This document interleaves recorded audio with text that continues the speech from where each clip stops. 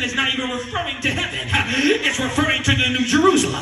But I'll leave that alone, which will be built after the tribulation. I'll deal with that later.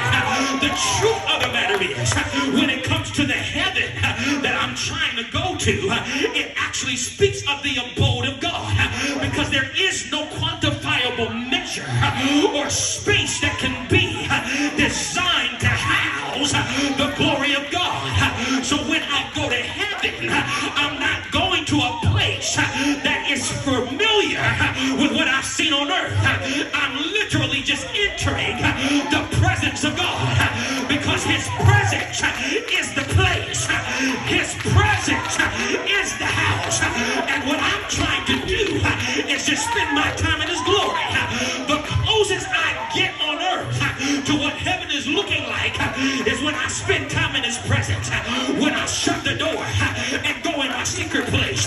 When I turn off the TV, close the phone, shut down the computer, and find myself at his feet. That moment in his presence causes time not to matter. That is just a microcosm of what eternity looks like. And I just want to take a poll real quick and see how many in the room are after that experience. I just want to know who's in the room that's not after trying to see Peter. I'll be too occupied seeing Jesus. I'm not trying to ask David any questions. I'm going to be too occupied seeing Jesus. I'm not trying to talk to Adam and wonder why he messed up. I'm going to be too busy seeing Jesus. Is there anybody that still gets happy at the thought of seeing Jesus in peace? If there's anybody in the room, I dare you to give God glory like you want to see his glory.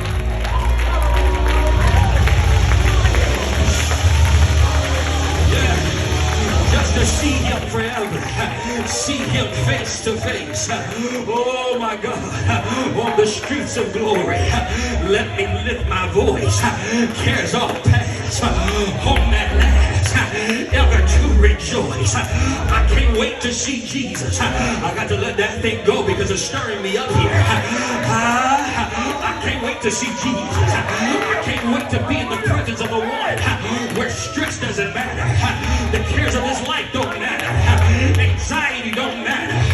Lack don't matter. Pain and depression doesn't matter. I just want to be in his presence. Just hide me in his presence. Wrap me in his presence. Just let me lay there all day. Is there anybody that's hungry for glory? Is there anybody that's thirsty for glory? Somebody let it fill the room with your praise.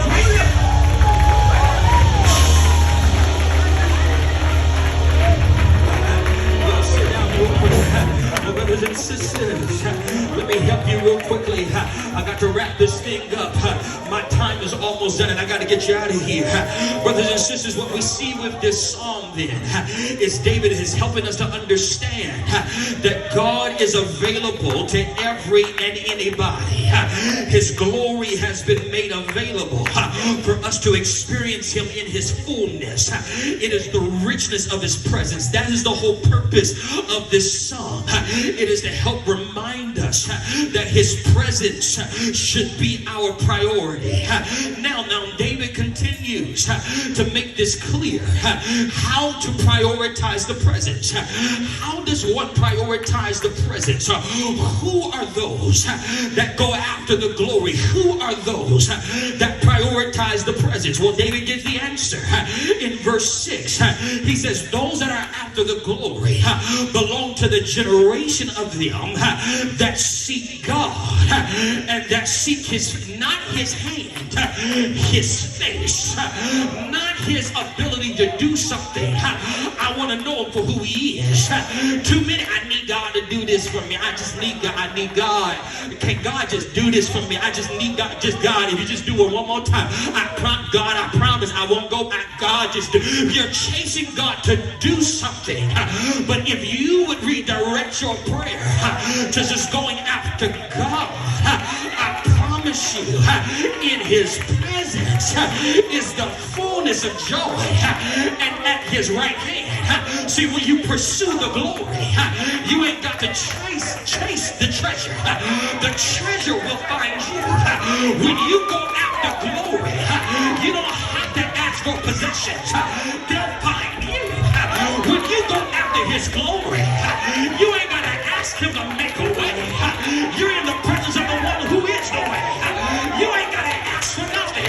Just ask for his glory. All I need is the glory.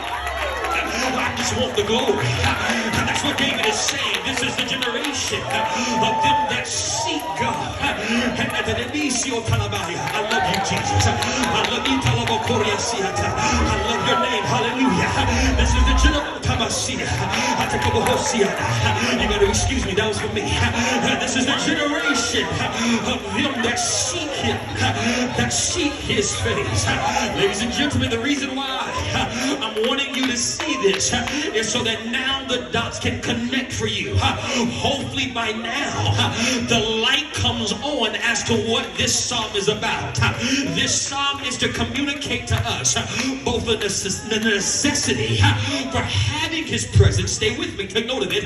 This psalm is to communicate for us both the necessity for having his presence, or behind having his presence, but not only is it sharing with us the necessity for us to have his presence, but it is also to reveal the opportunity that's been made available for us to access his presence.